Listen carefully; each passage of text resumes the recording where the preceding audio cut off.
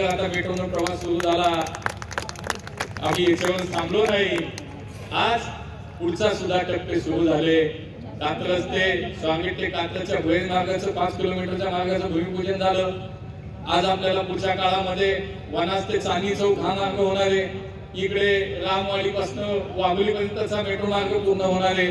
आणि नुकताच आपल्या राज्य सरकारने एक डीपीआर मंजूर केला आणि त्याच्यामध्ये जर आपण पाहिलं तर या डीपीआर मध्ये आज खडकवासला ते खराडी हा जवळजवळ 25 किलोमीटरचा मेट्रो मार्ग 8,000 कोटी रुपयाच्या प्रकल्पाला राज्य सरकारने मान्यता दिली। आता केंद्राकडे तो प्रस्ताव जाईल।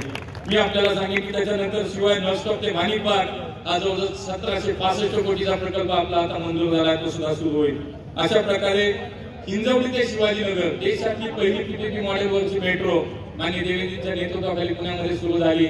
आज मित्रांनो तुम्हाला सांगतो जवळपास ही सुद्धा 22 किलोमीटरची मेट्रो मार्ग अंतिम टप्प्याच्या पुढच्या 3 महिन्यानंतर हा सुद्धा मेट्रो मार्ग आपला सुरू होणार आहे। आणि म्हणून आमच्या शहराला चहूबाजूने आता मेट्रोचं जाळं विस्तारणार आहे।